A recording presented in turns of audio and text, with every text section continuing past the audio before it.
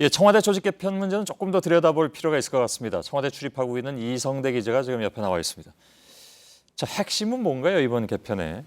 이번 조직 개편의 핵심은 군림하지 않는 청와대, 일하는 청와대, 안보를 강화한 청와대라고 볼 수 있습니다. 예. 권력 집중으로 그동안 비대해졌다는 비판을 받아온 비서실을 축소해가지고 대통령의 보좌하는 역할로만 좀 분명히 하겠다는 게 윤영찬 국민소통 수석의 설명이었습니다. 예. 한마디로 외교 안보 일자리는 청와대가 컨트롤타워 역할을 하겠지만 나머지 역할들은 각 부처에게 권한을 많이 이양하겠다는 걸로 해석이 됩니다. 예, 뭐 당연히 지난 정부하고 비교할 수밖에 없는데 어떻게 비교를 할까요?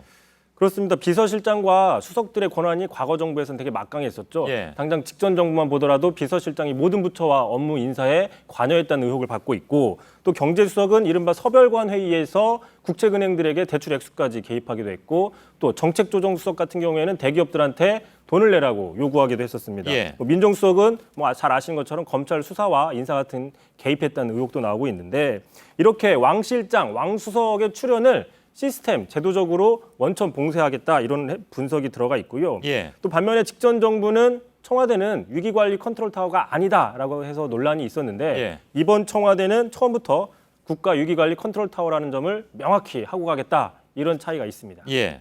자, 눈에 띄는 거는 정책실장의 신설입니다. 이건 근데 그 재활이라고 봐야 되겠죠?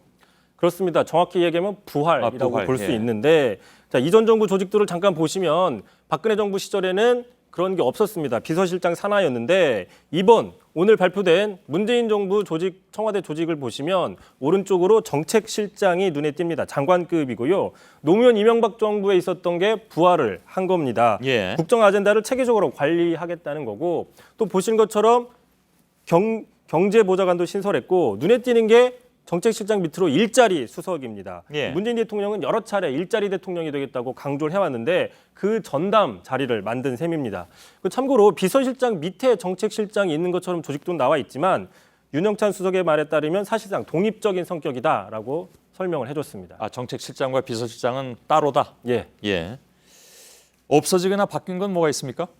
일단 박근혜 정부와 비교하면은 홍보수석 자리가 없어졌는데요. 보시는 것처럼 왼쪽에서 네 번째 국민소통수석이라고 이름을 바꿔 달았습니다. 예. 또 기존에 없던 사회혁신 수석도 신설을 했는데 이건 어떤 역할이냐? 사회혁신, 시민사회, 제도 개선 이런 부분들을 다뤘던 노무현 정부의 국민참여수석과 같은 역할이 부활했다고 보시면 되고요. 예, 예. 반대로 일자리 수석이 생기면서 그동안 고용이나 노동, 복지 등을 담당해왔던 고용복지수석 자리는 폐지가 됐습니다. 예, 국가안보실이 확대된 게 특징입니다.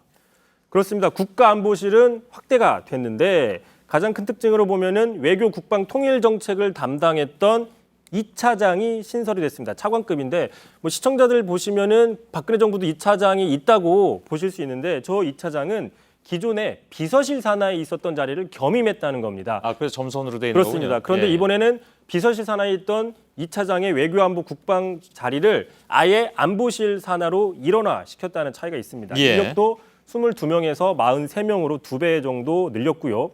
또 보시는 것처럼 국가위기관리센터를 신설을 해서 아까 말씀드린 것처럼 컨트롤타워 역할을 명확히 하겠다는 뜻을 드러냈다는 분석. 그런데 이제 일하는 청와대, 군림하지 않는 청와대 이렇게 아까 표현을 했는데 지금 청와대가 어찌 보면 축소되지 않았고 오히려 확대된 측면도 없지 않아 있습니다. 일정 부분에서는. 이게 앞뒤가 안 맞는 거 아닐까요? 그래서 그런 지적들이 좀 나오니까 예. 청와대 측에서는 문재인 대통령은 작은 청와대를 언급한 적이 없다. 이렇게 설명을 했습니다. 예. 작은 청와대라기보다는 앞서 인사나 어떤 그 대통령 일정 공개 등으로 보여지는 실용적이고 투명한 청와대다. 이렇게 설명을 하고 있습니다. 예. 알겠습니다. 앞으로 인사 내용은 계속 나올 텐데 좀 지켜봐야 될 것 같습니다. 이성대 기자였습니다.